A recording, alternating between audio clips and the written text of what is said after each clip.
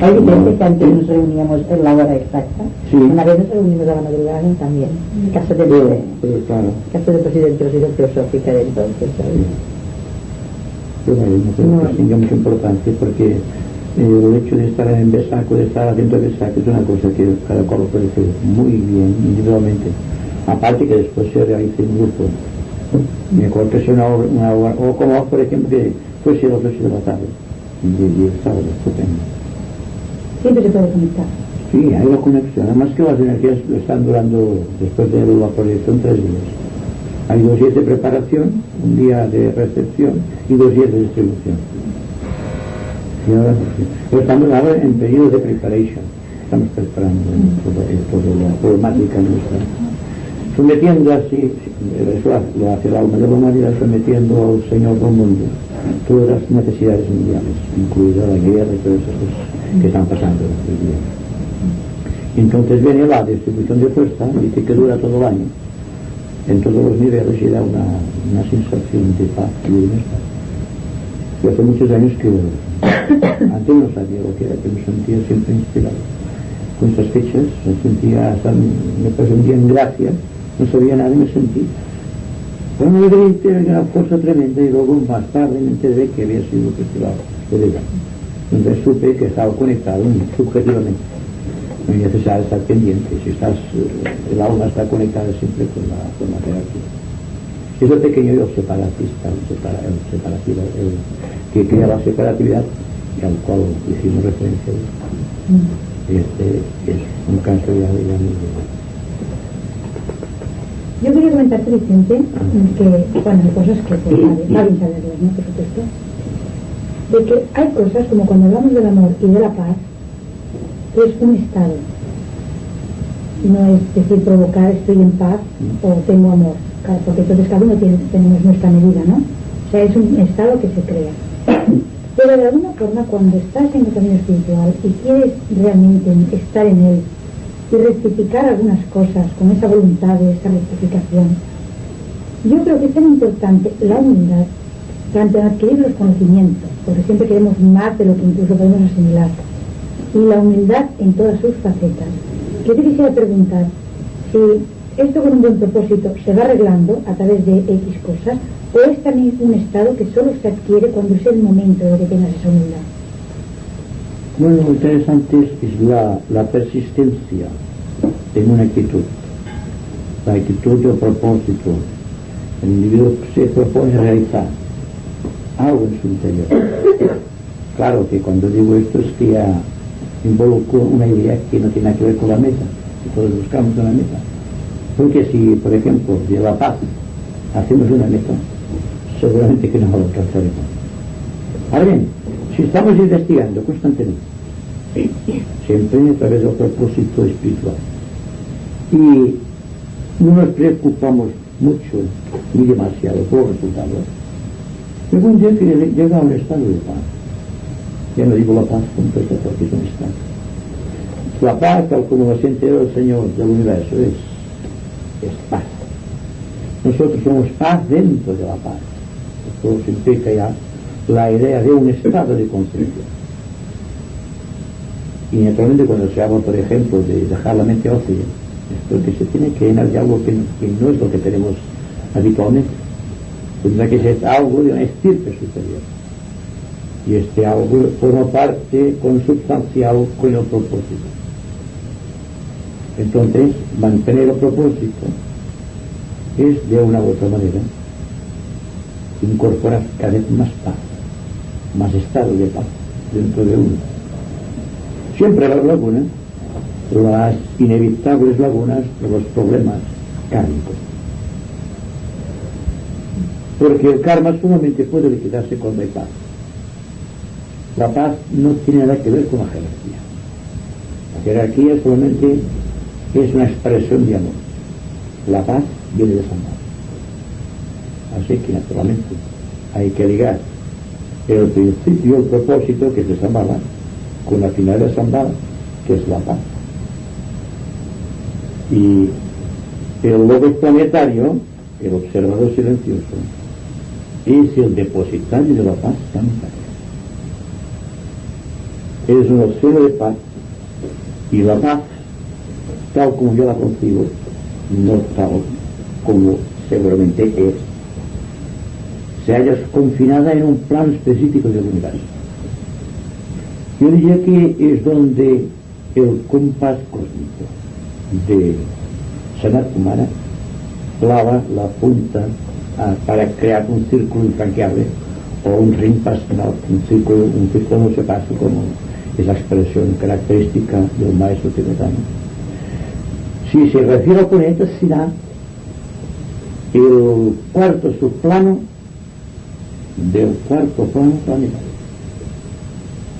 Si es con referencia al lobo solar, será el cuarto subplano del cuarto plano solar. Es decir, que en el centro de un universo centenario, la paz, el equilibrio, la síntesis, como una señora preguntaba yo, se halla confinada siempre en un lugar definido, y de ahí irradia hasta abarcar la totalidad del círculo no se pasa. Entonces el problema del individuo es o bien hacerse receptivo desde el lugar donde ocupar su lugar kármico en la evolución, haciéndose responsable de sus actos y receptible a la paz, o bien tratar fundamentalmente de alcanzar la paz que se alcanza a través de la iniciación. Igual, si lo analizamos bien, es la misma cosa, pero vista de distinta manera. Os digo que la paz no es nada que se refiera con la jerarquía, no porque el amor no lleve en sí ya su gran capacidad de paz interior, sino porque la paz, que está más allá de toda comprensión, es la paz que surge del corazón de Sanat Kumara. Entonces es una creación, es una emanación que surge del corazón del logos planetario y es canalizada a través del propósito del Señor Dios. El problema solamente es el individuo que está en el sendero y habla de la paz como un amigo.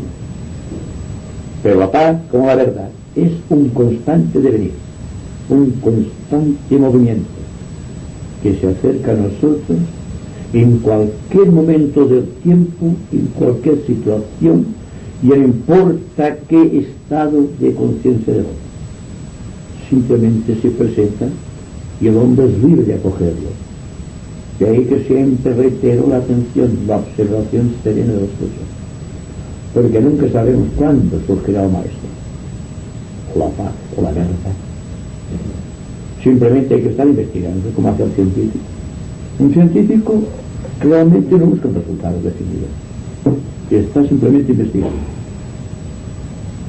Y todos tenemos que tener, en una cierta medida, esta mentalidad científica de investigar los hechos sin esperar ni pretender resultados. Simplemente investigar, investigar, investigar. Porque entonces adquirimos el poder que nos hace superiores al destino.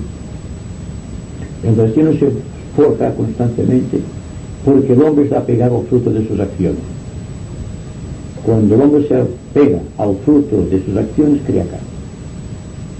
Cuando el hombre investiga sin darse cuenta de los resultados, o cuando hace el bien y no se preocupa tampoco de los resultados, sin buscar ganancia alguna sus actividades, simplemente por el anhelo de hacerlo bien, entonces se produce el resultado que es siempre la conformación al destino marcado por el Señor. Y desde hace tiempo vengo reiterando la idea de Shambhala y hablo menos de la jerarquía. No es que la jerarquía deba dejarse de lado, esto es imposible, sino que en cierta manera sabemos algo de la naturaleza del amor, pero sabemos muy poco, casi nada, de la naturaleza de la paz. Porque si bien amamos, no podemos decir que sentimos paz. Tendremos tranquilidad emocional, lo cual no es paz. Es algo muy diferente. Cuando los negocios marchan bien, cuando tengo un trabajo que me gusta y bien remunerado, cuando tengo una familia que me quiere y de la cual soy querido, tengo una tranquilidad interna pero en el fondo subsiste el miedo de perderlo, lo cual significa que no hay paz, lo cual significa que estamos buscando un resultado a través de aquello, o una gratificación, si me lo permitís. Y como que nuestro amor se realiza a base de gratificaciones, es un toma y daca, es decir, es un compromiso kármico establecido, y no surge del corazón sino de las conveniencias particulares o sociales, entonces el amor tampoco ha sido comprendida o comprendido en su justa esencia. Y si sucede esto con el amor, que es lo más inmediato, que es lo que más sentimos, fijaos bien cuando se trata de la paz que está más allá de toda comprensión y que mora en el corazón de aquellos que viven moderno, tal como se dice en los Upanishads. Y esta es la clave. Entonces solamente hay que dar una pequeña vuelta mental para darnos cuenta de la gran analogía que existe entre la paz, la humildad y el propósito. Y como dentro de esta paz y dentro de ese propósito y esta cosa que estamos buscando está implícito el amor exaltado a su más alta medida. Por lo tanto, ya os digo que no se niega el amor de la jerarquía, sino que se trata de una especie de amor desconocido. Si pudiésemos asignar un nombre, sería el amor por la justicia o amor al bien. Ya no es la buena voluntad, tampoco es la correcta relación, es algo sintético que engloba la buena voluntad y al propio tiempo la relación correcta o relación social justa y equilibrada. Y todo, claro, como veréis, es fácil de comprender, porque en el fondo del corazón existe la comprensión de las cosas grandes. Y en tanto que estamos hablando de cosas grandes, el pequeño ser que está en nosotros, que anida dentro del corazón, se expande. De ahí la importancia de que lancemos la mente cuanto más lejos mejor, sin buscar meta. Porque por lejana que sea la meta nos ata, nos liga, nos condiciona. Hay que lanzar la flecha con potente rato a lo infinito y seguirlo sin descanso. Y esto es técnicamente el propósito espiritual. Y el propósito por el cual fue establecida la jerarquía aquí en la tierra. Es el propósito que condensa la voluntad del Logos solar a través del Logos planetario. Y que después Sanat Kumara, que es la representación objetiva del Logos planetario, transmite la jerarquía, la cual a su vez transmite la fuerza a la humanidad. Y dentro de la humanidad encontramos una serie de círculos sociales, de círculos de toda naturaleza, que sienten la proyección de esta fuerza y a su vez la distribuyen. Y hay la importancia de que existan grupos de discípulos en el mundo capaces de canalizar los destinos marcados por San Juan. Si no vea jamás la impronta de la jerarquía, sino recogiendo el legado histórico, lo mejor del legado histórico, y continuar avanzando siempre, dejando girones del yo vencido en cada vuelta de la espiral de la existencia. Hasta llegar el momento, sin darnos cuenta, sin pretenderlo, quedaremos desnudos y sabemos lo que es la humildad. La segunda demostración, que es la que la humildad y la paz están juntas siempre. Pero dentro de la paz y de ese testimonio vivo de inspiración subsiste el propósito. Y hay que es más importante a un discípulo que mantenga firme propósito. Y aunque se vea caído, que no se preocupe. Levántate y anda, tal como decía Cristo. Es la voz que está siempre clamando, no en el desierto, sino dentro del corazón del discípulo, cuando está muy triste y afligido porque se ve incapaz de luchar contra las circunstancias, o está lleno de problemas kármicos y frustraciones sin fin. Entonces, sin darse cuenta, oye dentro del corazón como una revolt de alegría, de fuerza superior. En aquel momento se borra toda perspectiva de sus problemas kármicos. Por un momento se siente libre de todas estas cosas. Y esta es la prueba, no sé si la habéis aprovechado, de que se está en el Señor. Que el alma empieza a influenciar la forma. Que el yo empieza a controlar las reacciones del no yo. Y que este yo pequeño que va creciendo, que se va ensanchando, pero que paradójicamente está disminuyendo, se gesta aquí el noble estímulo de la raza del futuro. Es en el presente donde hallan su germen. Y precisamente cuando Cristo hablaba de sus discípulos, siempre los designó como la sal de la tierra.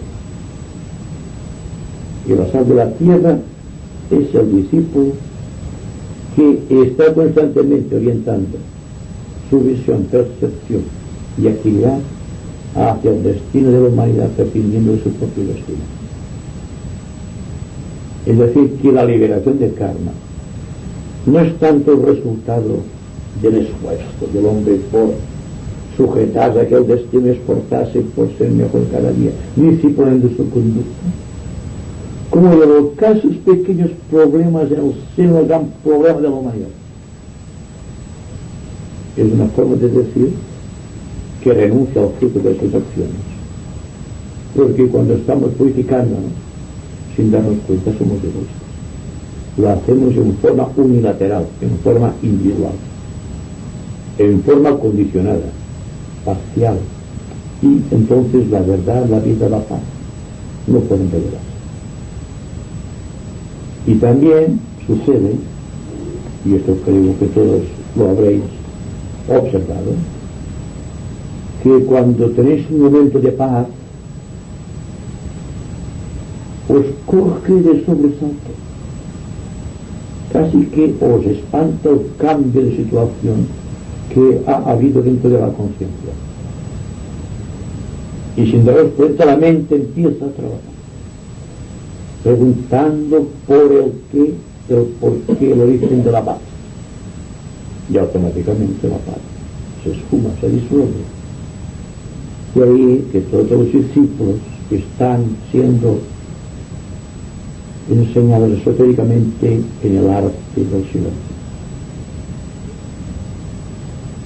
el silencio de palabras, el silencio de deseos y el silencio de pensamientos, porque solamente cuando la mente está en silencio es cuando puede haber dentro de la misma un punto donde puede anclarse la verdad,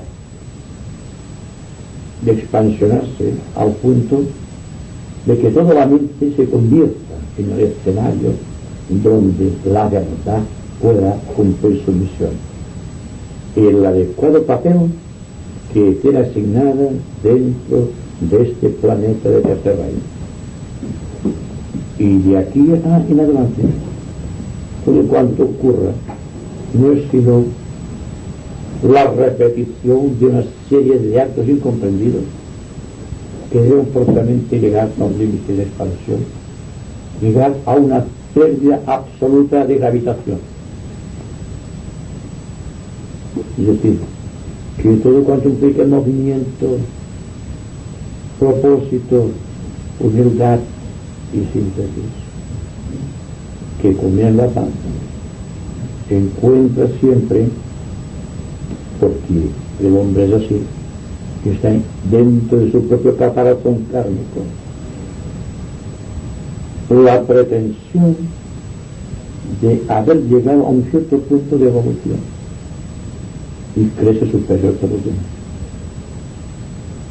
Y entonces se crea el complejo mesiánico, y nadie puede ser Mesías excepto aquel que viene enviado por el Señor. Los demás somos pequeños intérpretes de la voluntad de aquel, porque nosotros desdichadamente podemos equivocar, pero el instructor jamás se puede equivocar. jamás puede fallar con su propósito. El hombre limitado por espacio y tiempo y sus propios condicionamientos está constantemente creando dentro de sí la amor artificiosa de una verdad que no ha conquistado, porque se limita a acumular conocimientos acerca de la verdad, conocimientos acerca del amor, conocimientos acerca de la paz, conocimientos acerca de Dios, conocimientos acerca de la vida, de la naturaleza. Pero en el fondo el conocimiento siempre atrae la atención del pensador, y si no es correctamente estimulado el morbo interno que se agita dentro de esta moda de conocimiento, forzosamente todo aquello se convertirá en una simple doctrina sobre la cual firmará su voluntad y desde la cual luchará contra todo y contra todo, y así cada vez será más separativo, más indolente en sus actitudes, menos amorosos y comprensivos con los demás, y no es esta la misión del hombre, y menos la misión del discípulo que comprende. Estoy seguro de que cuando un discípulo está en probación, saliendo de la gran masa de aspirantes espirituales, emocionales, devocionales al Maestro, que están siendo atentamente observados por los discípulos superiores y por alguno que otro iniciado, y están sujetos a una ley de gravitación muy fuerte, porque intentan separarse de la gran masa a la cual todavía pertenecen, pero a despecho de todo y contra la fuerza de la masa, tienen un principio de propósito. Hay una gran lucha aquí y mucho sufrimiento. Por ello fue establecida la ley de la observación, que viene precisamente relacionada con aquella del observador silencioso de los lobos planetarios. Todo observador, y siempre hablo de observación, proviene de la fuerza del lobo planetario, el primero y el único observador. Así que observando mucho, una persona se da cuenta, sin apegarse, porque el egoísmo, la separatividad, el condicionamiento e incluso el espíritu mesiánico se basan siempre en esta condición, en este apego del hombre a sus propias creaciones, o a sus pequeños conocimientos, no importa qué forma, digamos, de expresión en la vida de la naturaleza. Liberado, un hombre puede estar apegado no solamente a un ser, sino a algo, a una cosa, lo cual limita igualmente la condición humana de estar atado a algo. Podemos estar atados a los conocimientos, podemos estar atados a los sentimientos emocionales, y sabe Dios que todos vivimos en un Kurukshetra todavía. Kurukshetra es el plano emocional, y que la mente funciona a un pequeño y poderoso rendimiento, y que por lo tanto hay grandes problemas humanos. Que mencioné, por ejemplo, el otro día en Victoria, sobre el espíritu nacional. El espíritu nacional que todos llevamos dentro.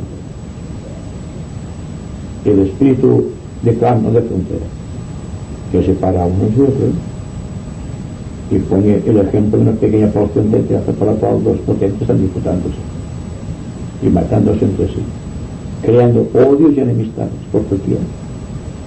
Y naturalmente la paz se extingue.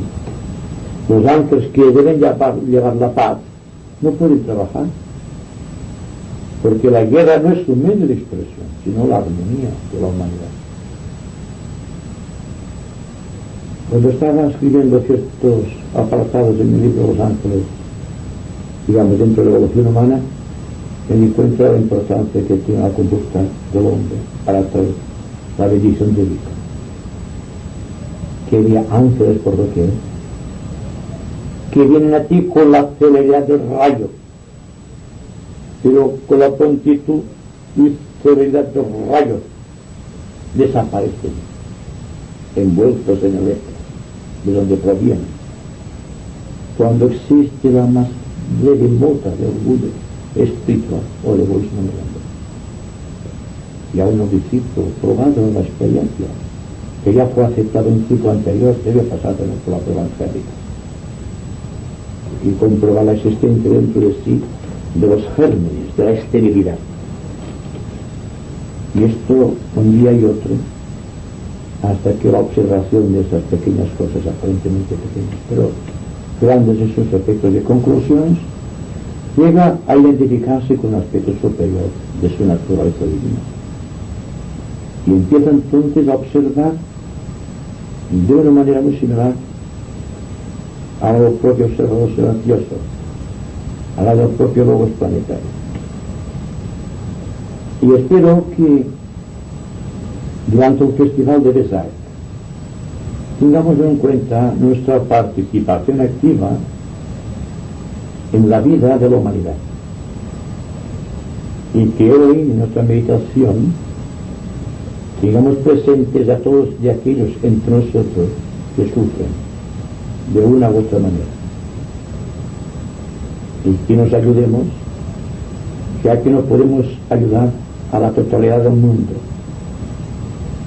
ayudémonos al menos entre nosotros para que quitemos todas las inquietudes de nuestros problemas sociales, quizás hasta de nuestra falta de amor y de aislamiento.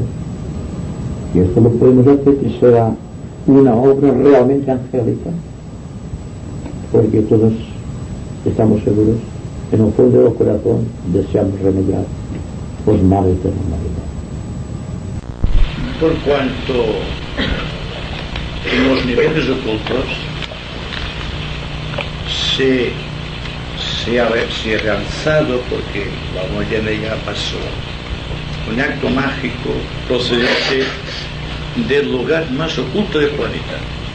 Me refiero exactamente a Shambhala. Cuando nos referimos al señor Buda, nos referimos al más elevado agente de Shambhala que existe hoy en el planeta Tierra. La importancia de este gran ser estriba principalmente porque fue el primer ser humano que alcanzó la iluminación. La iluminación, técnicamente hablando, es la octava iniciación dentro del planeta. Y tiene también importancia por cuanto toda la prédica de Buda, todo su mensaje, osciló sobre la liberación del par de opuestos. Entre el bien y el mal existe algo que no es ni el bien ni el mal. Y este bien o mal se puede considerar desde un ángulo puramente esotérico o simplemente exotérico, porque implica la fuerza, la intención y el propósito de reunir todo cuanto esté separado en la vida de la naturaleza.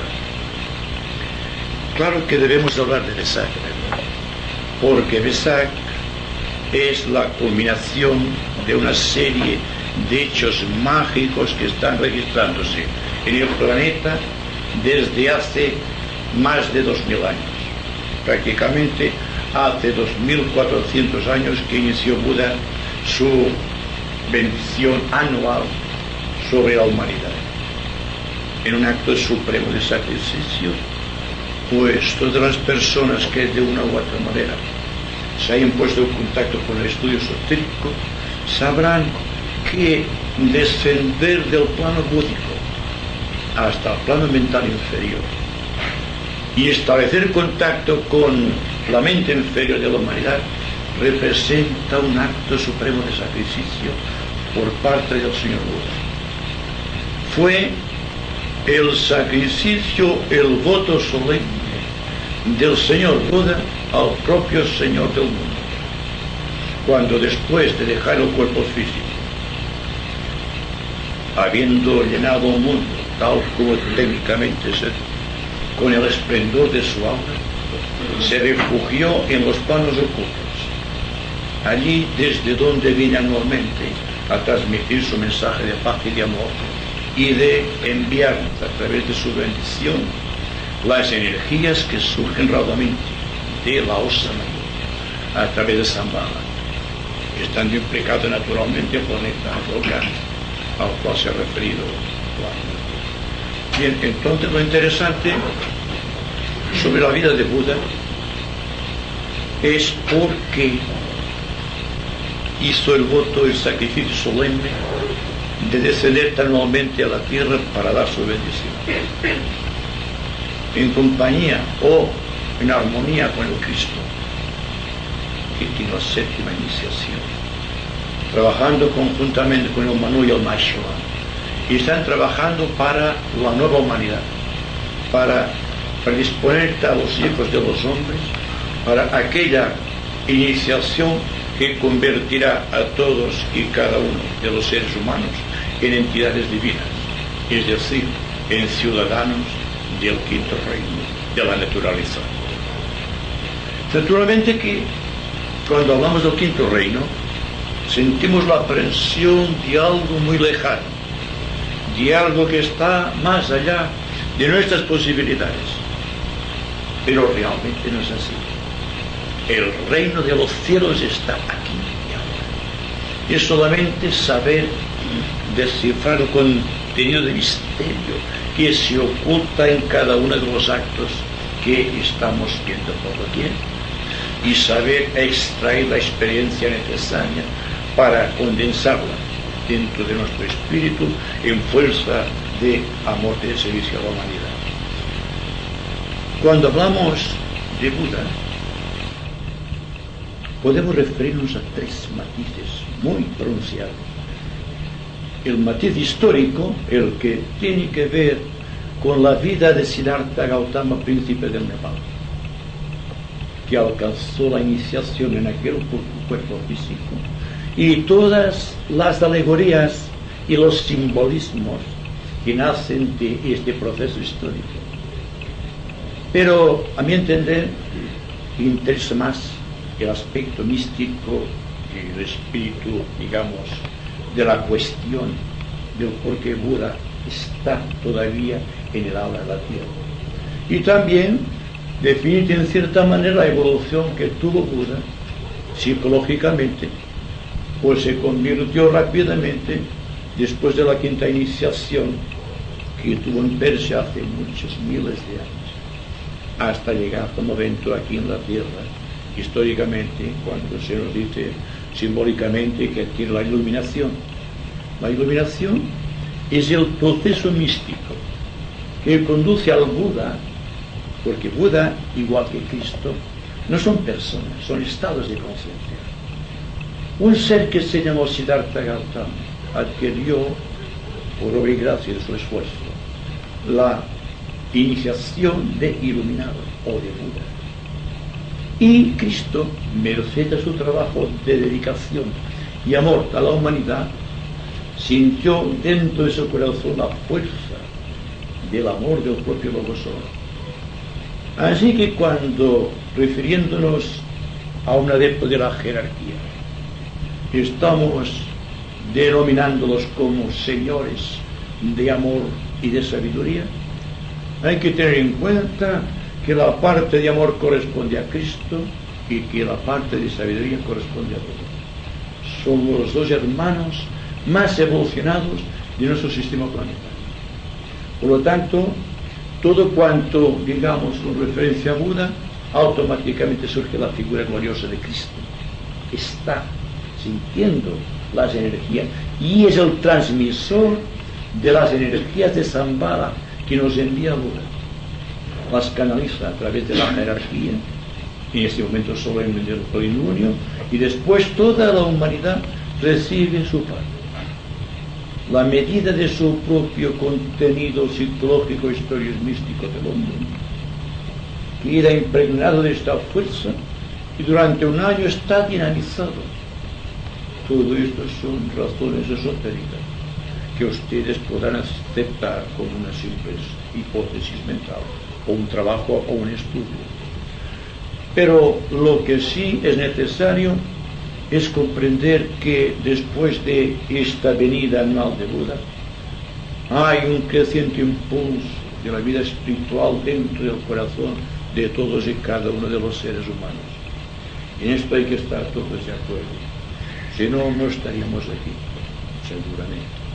Pero cuando hablamos de este contenido de fuerza ígnea que lleva Buda anualmente durante el plenilunio de Vesak, es porque por primera vez dentro de la vida mística de la humanidad se establece un núcleo viviente de energía que tiene que ver con un hilo o corriente de luz que estableció Cristo desde el huerto de Getsemaní en Belén hasta llegar al centro místico de Shambhala.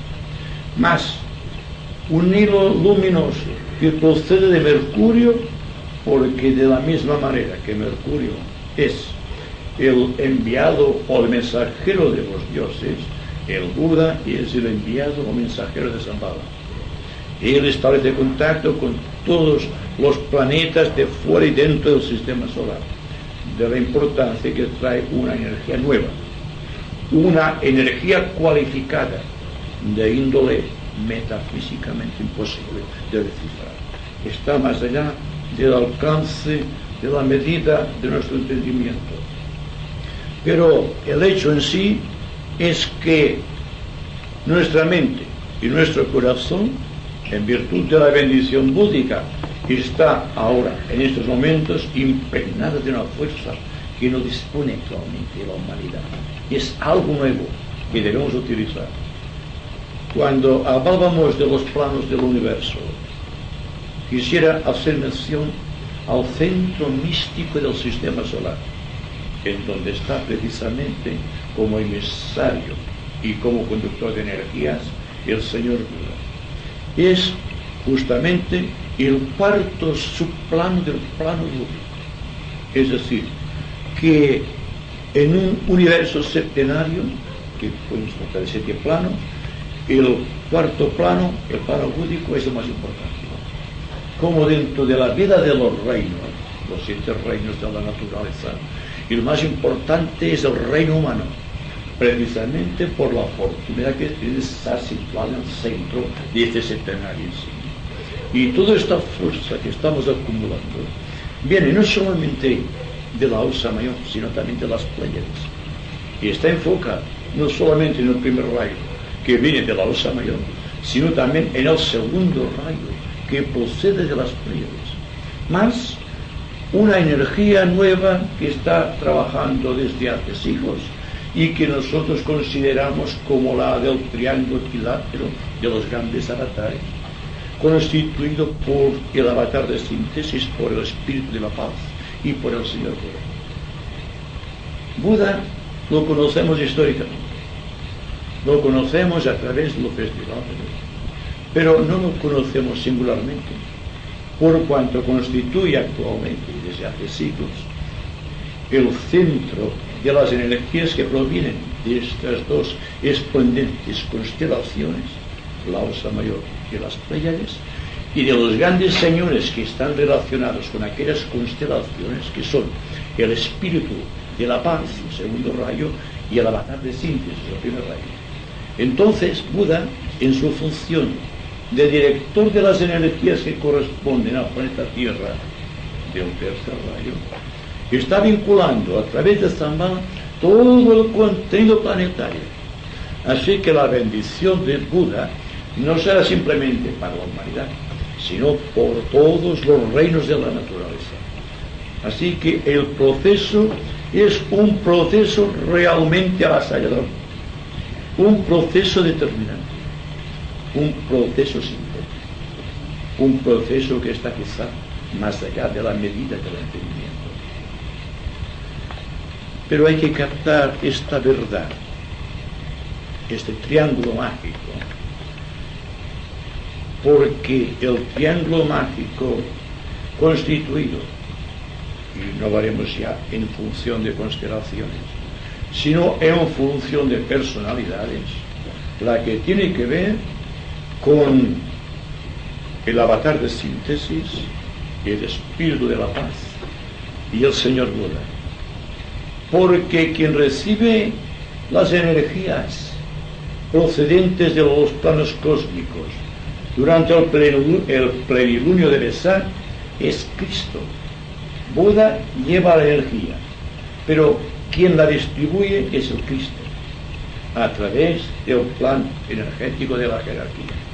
Y todos, de una u otra manera, hemos sido invocados a las 2:35 de esta madrugada, porque el Buda estaba allí presente, y presente estaba Cristo y la jerarquía.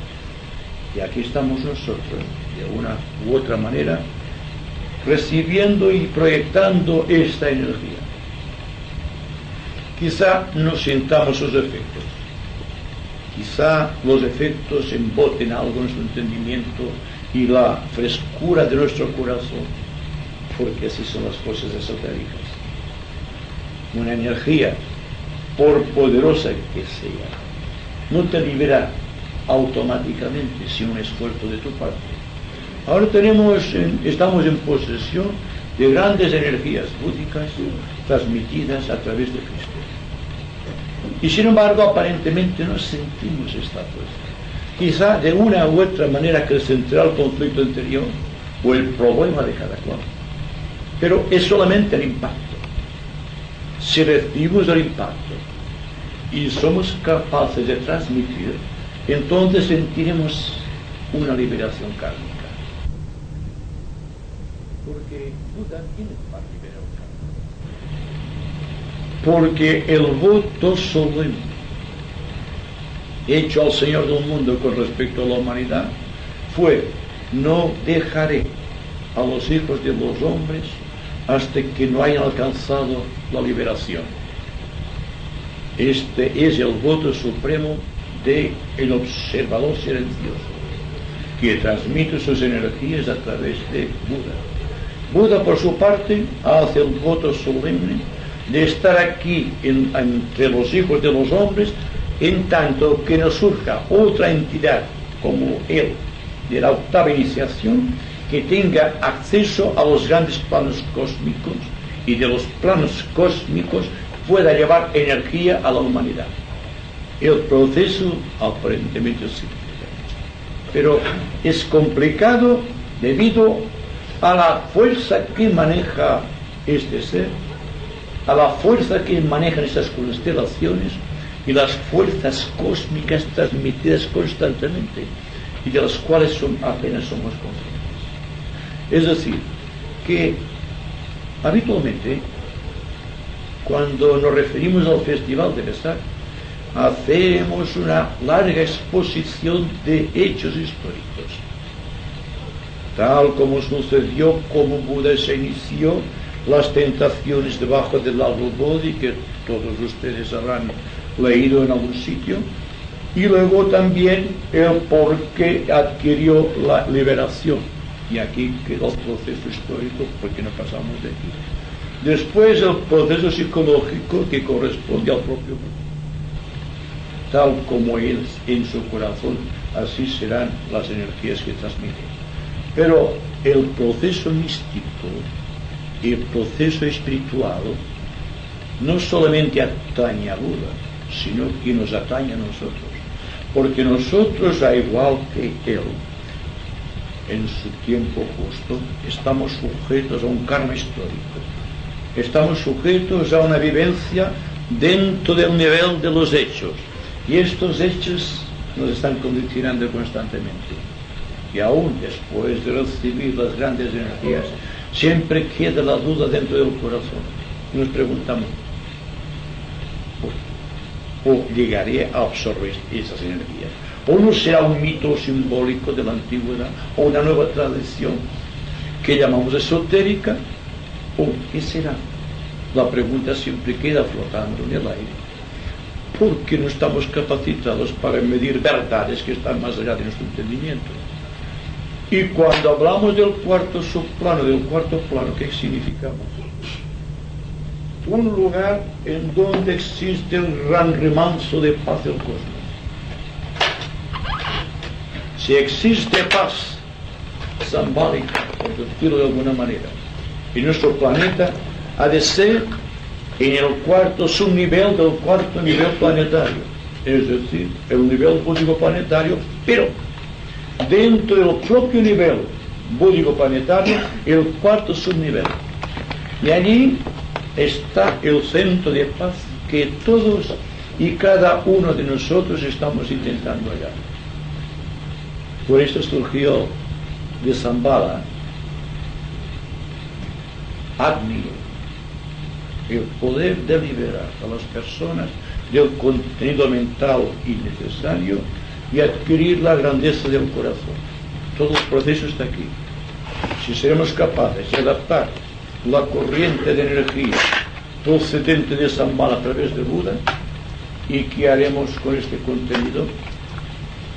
Si el continente, si el cáliz que somos nosotros no está todavía preparado para recibirnos estas energías, tampoco podemos decir que podemos marcar el paso del proceso histórico, pues la historia nos condiciona, y ustedes lo saben, porque nos condicionan los hechos, nos condiciona la historia. Y si nos condiciona la historia, nos condiciona el aspecto emocional, tanto como el aspecto psíquico como el aspecto físico. Y tenemos problemas y dificultades por esta falta absoluta de adaptación a estas energías. Pero les digo con absoluta franqueza que todo cuanto ustedes vayan recibiendo procedente de la constelación actuante y de esta luna llena que ya va desapareciendo, es la tranquilidad de espíritu y no preocuparse demasiado si sienten impresiones aparentemente atávicas o de regresión al pasado. Será un fenómeno muy normal y habrá que estar muy atentos y vigilantes, porque una cosa es ensalzar las energías que van viniendo y otra cosa es estar preparados para recibirlas, para que no nos produzcan indebidos embotamientos de conciencia. Y mirad cuando una cosa está muy llena y un objeto pequeño y el agua no sale, y vamos a suceder. Tenemos mucha energía y la apertura de conciencia es muy limitada, y por lo tanto la primera sensación que nos da es de reacción ante la propia energía vibratoria búdica que procede de constelaciones superiores. Y también toda esta atención, este estado de alerta, de observación constante que estamos diciendo constantemente, hay que aplicarlo mayormente en estas fechas. Démonos cuenta que no es en vano que las energías procedan, como decíamos antes, del signo de Tauro, porque Tauro es el gran iluminador del universo. Cuando nos referimos al ojo de Tauro, al ojo de la luz, dentro del contexto esotérico más profundo, nos referimos a que Tauro enfoca las energías de constelaciones más allá de nuestro sistema, más allá de nuestras galaxias, y que por lo tanto el lente mágico de Tauro es necesario, porque nos manda también la ráfaga de intuición, nos envía el entendimiento superior y nos envía aquello que en los seres inferiores es terquedad y obstrucción, pero que visto desde los ángulos ocultos es voluntad divina. Y por lo tanto también hacemos siempre la distinción entre el libre albedrío y la voluntad, para llegar a un punto de máxima confluencia mística, dentro de la cual nos sentimos unidos por semejanza a estas energías que van llegando. También existe el prurito o el atavismo de hacer unas meditaciones muy específicas y recortadas para estos días. Yo creo siempre en honor de los nuevos tiempos, que la mejor de las meditaciones es la serena expectación. Voy a aclararles lo que yo entiendo por serena expectación.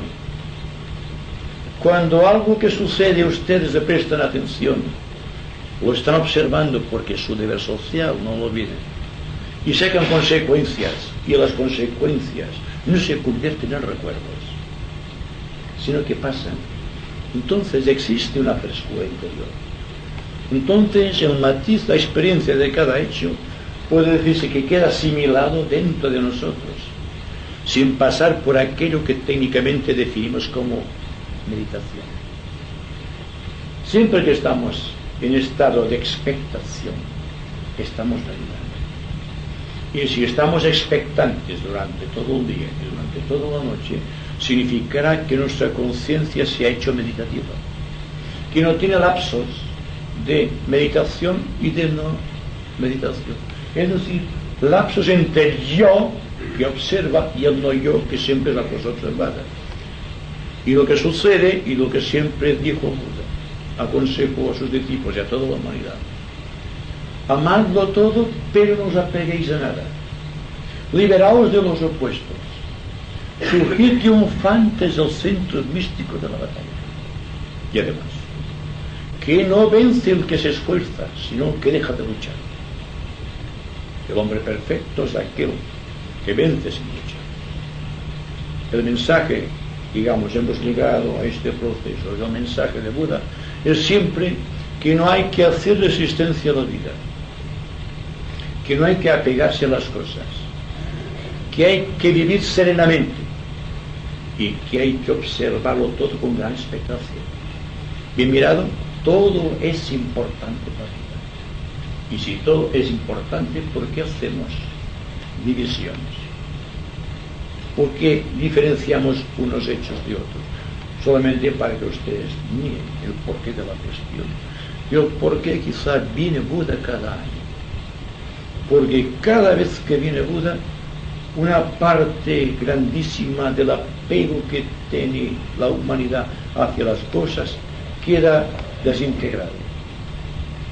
La marcha de la vida es más rápida. No existe el karma tan pesado. Lo que ocurre siempre es que en la medida que estamos atentos a la cuestión nuestra, que está constituida por los actos, por los pensamientos, por el grupo más o menos numeroso de recuerdos y por todas las aspiraciones y los deseos, y si llegamos a un estado de conciencia dentro de la cual el recuerdo existe sin atarnos y el pensamiento trabaja, es activo, sin condicionar nuestra actitud, entonces podemos decir que estamos expectantes, que estamos siguiendo el compás de la vida y que la meditación se ha hecho única, se ha hecho trascendente, se ha hecho palpitante, y cada uno de los ratos de nuestra vida, cada uno de los momentos será solemne. Si adquirimos este don de la solemnidad, que es la expectación, que es la atención, que es el amor de los unos hacia los demás, el ser humano se liberará del karma.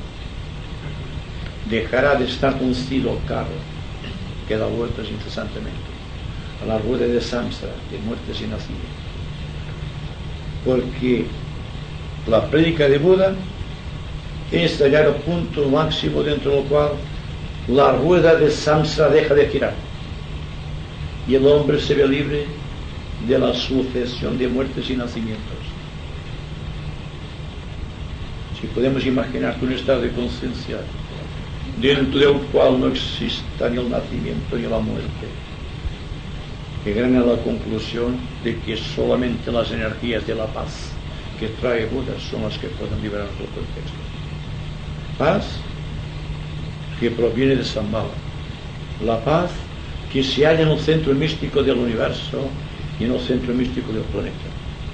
Es aquella fuerza insigne, es aquella fuerza misteriosa que amalgama todas nuestras actitudes, que convierte la historia en experiencia, y la experiencia en liberación. Y al llegar a la liberación existe el campo del servicio, existe la voluntad de representar dignamente en la tierra a Dios, al Creador. La meditación de luna llena tiene un significado místico prescindiendo de Shioshia de Sak, o que sea cualquier otro festival mensual coincidiendo con la luna llena.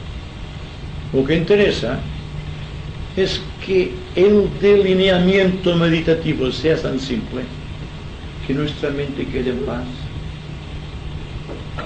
Hasta aquí se propone un delineamiento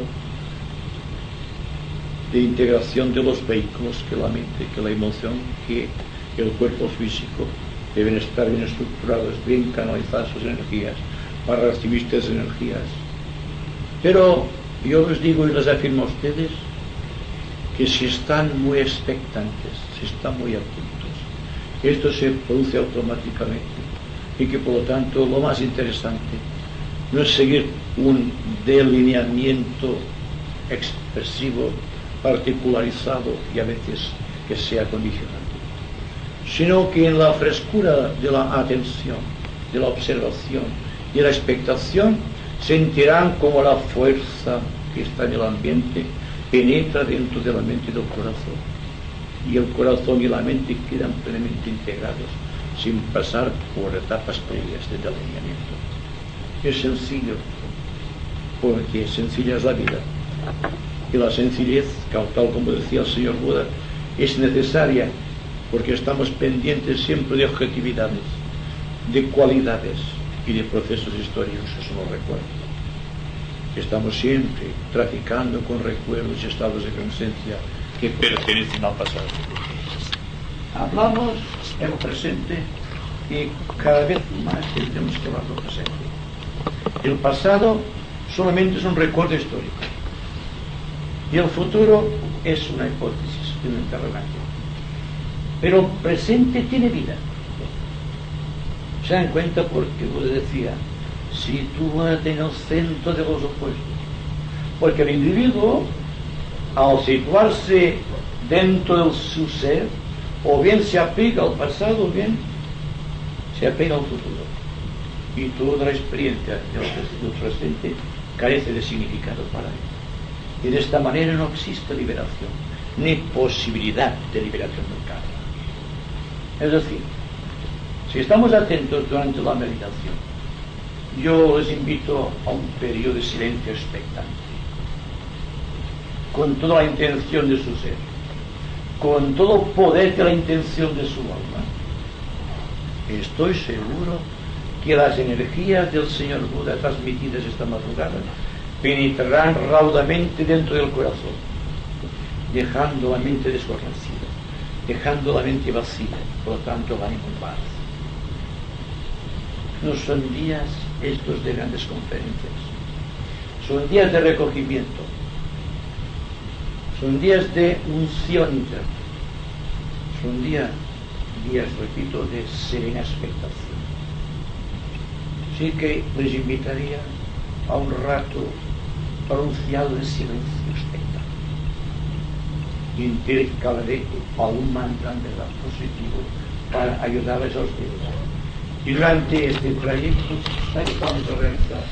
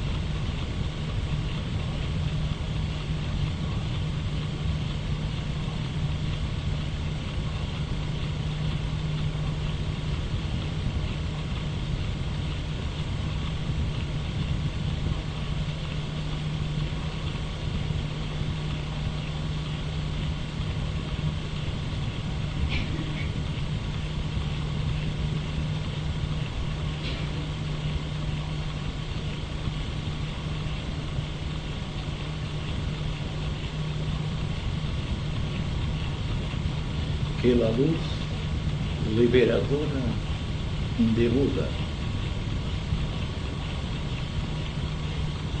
y el amor infinito del espíritu de la paz y el poder indescriptible del avatar de síntesis restablezcan el plan en la tierra.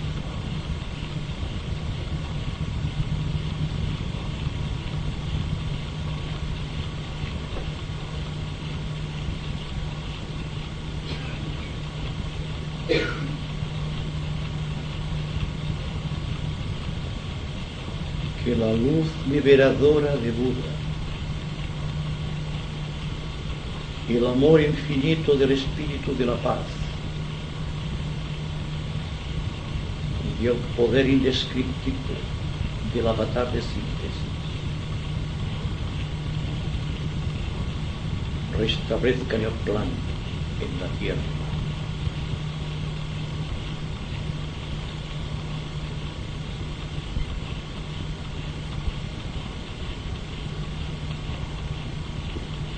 Que la luz liberadora de Buda y el amor infinito del espíritu de la paz y el poder indescriptible del avatar de síntesis restablezcan el plan de Dios en la tierra.